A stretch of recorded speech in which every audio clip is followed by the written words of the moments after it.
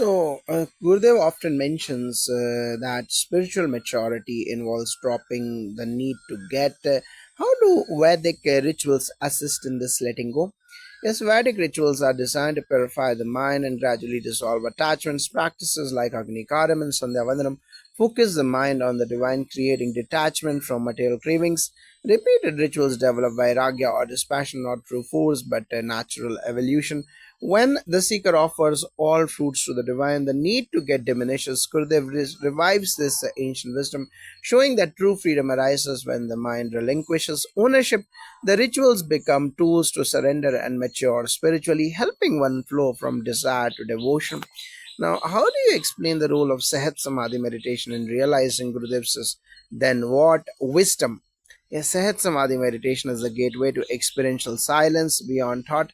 When we sit in this effortless meditation, the mind naturally questions then what without resistance. It's in this space that we glimpse our true nature, unchanging, peaceful, and full. The subtle cravings dissolve because the meditator tastes unconditioned joy. Gurudev's question leads the practitioner beyond concepts to living realization. Sahat Samadhi is not about force or control, it's about letting the deeper self surface, showing us that peace isn't outside, it's our essence. Now, Gurudev speaks about the joy of getting as a child. How do spiritual practices reconnect us with that innocent joy without attachment? Yes, the childlike joy is spontaneous and pure, free from grasping. Vedic traditions honors this through hasya and ananda rasas, joy and laughter in devotion and ritual. Practices like Gayatri Japa awaken the heart's innocence. Gurudev's teachings help transform the craving for more into wonder and gratitude. The joy in spiritual practice is not about possession but participation. When a devotee chants or meditates with freshness and openness, that childlike awe resurfaces but without the clinging that leads to suffering. It's a mature joy, light, free, and radiant. Now, how do Sudarshan Kriya and other breathing techniques prepare the mind to ask and live the then what question? Yes, Sudarshan Kriya regulates breath rhythms, balancing the autonomic nervous system and reducing mental chatter. This calming effect brings spaciousness to the mind, creating a natural pause where deeper questions arise. The habitual rush to get more softens as breath becomes the anchor. Once the mind experiences the stillness, the then what question becomes a doorway, not a threat. Other breathing techniques like Sudarshan Kriya deepen this effect, enabling the seeker to move from compulsive doing to conscious being. The breath is the bridge between the gross and the subtle, awakening inner maturity. Now, Gurudev's question then what is a call for introspection? How do Vedic practices support self inquiry? Yes, Vedic rituals incorporate self inquiry through discipline, practice, and the Vandanam and Upanayam are not mere ceremonies but tools to align the self with the cosmic order. The morning and evening prayers encourage reflection on one's actions and intentions. The Gayatri Mantra invocation purifies intellect, fostering clarity and insight. Gurudev's teachings resonate with this. Spiritual growth is rooted in awareness and humility. By performing rituals mindfully, one cultivates the habit of introspection, gradually silencing ego's statter, allowing the subtle self to emerge and answer the then what question naturally. Now, Gurudev says that true spiritual growth comes when we stop identifying with what we get. How do art of living practices help dissolve this identification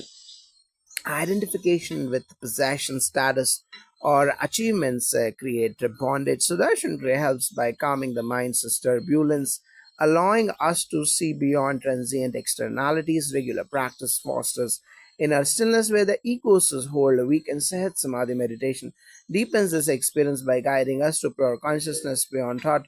Through these techniques, practitioners begin to identify with their true self, the eternal witness, rather than temporary rules or gains. This shift reduces anxiety and cravings, leading to freedom and natural joy.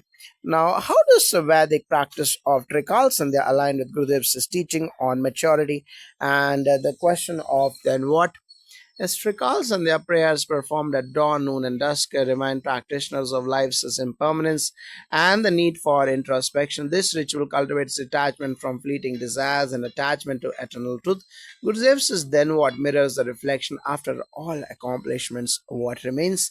Through discipline, Sandhya the seeker aligns daily life with dharma and self awareness, nurturing spiritual maturity. It strengthens the ability to remain centered regardless of external fluctuations, embodying the essence of Gurudev's message to transcend endless wanting.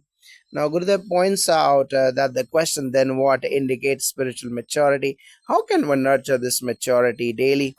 Yes, maturity grows through conscious awareness and self reflection, starting each day with meditation like Sudarshan Kriya or Sahat Samadhi meditation. Plant seeds of presence throughout the day, consciously observing cravings or anxieties, and gently questioning then what helps break habitual patterns. In Art of Living, we emphasize small moments of mindfulness, breath awareness, and compassionate action. Over time, these practices strengthen the inner observer, allowing maturity to blossom naturally, manifesting as patience, equanimity, and joy, regardless of life's circumstances. Now, can you explain how seva or selfless service plays a role in moving beyond a getting mindset described by Gurudev? Yes, seva transforms the seeker's orientation from self centered to selfless. In Vedic tradition, seva is considered sacred yajna or sacrifice, a way to purify ego.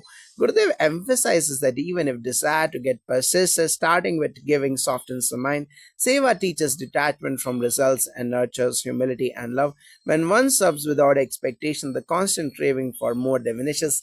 This aligns perfectly with Gurudev's teaching, moving us from what will I get to how can I contribute. Seva awakens the subtle joy of being rather than having.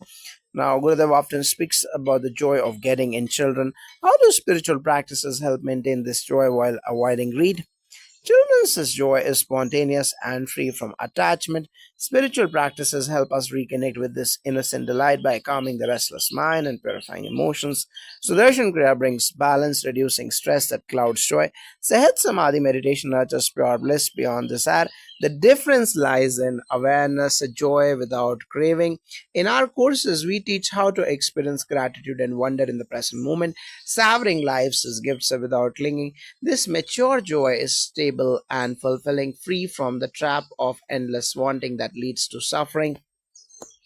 Now, how does the integration of art of living techniques and Vedic rituals help a seeker transcend the endless cycle of craving Gurudev describes?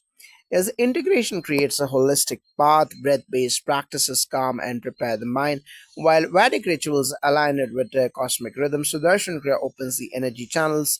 Sahat Samadhi dissolves mental noise. Rituals like Agni Karam and Gayatri Chapa cultivate devotion and surrender. Gurudev's wisdom bridges these ancient and modern tools, enabling seekers to not just understand but embody spiritual maturity. This synergy helps transcend craving, fostering inner fullness and peace. The seeker evolves from an endless get cycle to a joyous be state, living dharma effortlessly. Jai Gurudev.